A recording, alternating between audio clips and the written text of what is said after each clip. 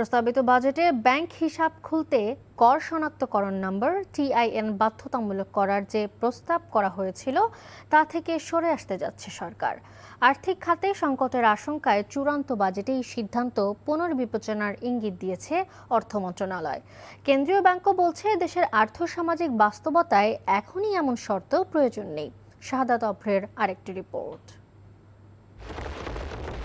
2026-27 অর্থবছরের প্রস্তাবিত বাজেট বক্তৃতায় ব্যাংক হিসেব খুলতে কর শনাক্তকরণ নম্বর বা TIN বাধ্যতামূলক করার প্রস্তাব করেছিলেন অর্থমন্ত্রী। এতে নতুন হিসেব খোলা কমে যাওয়া পাশাপাশি পুরনো হিসেব বন্ধ হওয়ার শঙ্কা তৈরি হয়। কারণ করযোগ্য আয় না থাকলেও TIN ধারীদের প্রতি বছর রিটার্ন জমা দিতে হয়।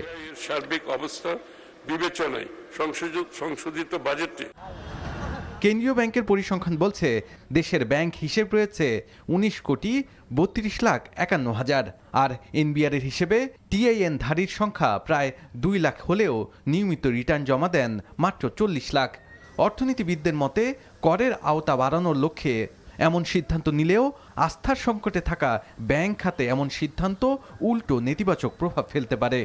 এই টিন বাধ্যতামূলক হলে তখন দেখা যাবে যে অন্যান্য ইনফর্মাল চ্যানেল, বিশেষ করে যে হুন্ডি, সেটা কিন্তু আমার মাথা চাড়া দিয়ে উঠবে এবং তখন কিন্তু এটা ঠেকানো যাবে না এবং ব্যাংক থেকে মানুষ যাতে মুখ ফিরিয়ে না নেয়, সেটার জন্য এই টিনের বিষয়টা যে বাধ্যতামূলক করা সেটা একটু রিল্যাক্স করা দরকার আছে। বিশ্লেষকরা বলছেন দেশে এখনও TIN বাধ্যতামূলক করার মতো বাস্তবতা তৈরি হয়নি, তাই সিদ্ধান্তটি প্রত্যাহার করাই হবে সময় উপযোগী। প্রস্তাবনাটা মানুষের মধ্যে এক ধরনের মিশ্র প্রতিক্রিয়া তৈরি করেছে। আমার কাছে মনে হয় যে সরকার এখানে কিছুটা হলেও ধীরে চলনীতিতে আসলে আগাতে পারে। এদিকে NBR সূত্রে জানা গেছে নেতিবাচক প্রভাবের শঙ্কায় চূড়ান্ত জাতীয় বাজেটে TIN বাধ্যতামূলক করার সিদ্ধান্ত থেকে সরে আসার সিদ্ধান্ত নিয়েছে অর্থ মন্ত্রণালয়।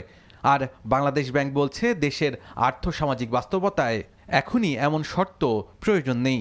এমন কোনো সিদ্ধান্ত কোনো তরফ থেকে গ্রহণ করা ঠিক হবে না যেটা এই ব্যাংকে অ্যাকাউন্ট খোলাকে মানুষ নিরুৎসাহিত হয়। প্রস্তাবিত বাজেটে সামাজিক অন্যদিকে বাজেটে কাজু বাদাম আমদানির শুল্ক কাঠামোতেও পরিবর্তন আসতে পারে। এছাড়াও চূড়ান্ত বাজেটে বেশ কিছু পরিবর্তন আসতে পারে বলেও জানায় NBR। শাহাদাত অফরো, NTV নিউজ, ঢাকা।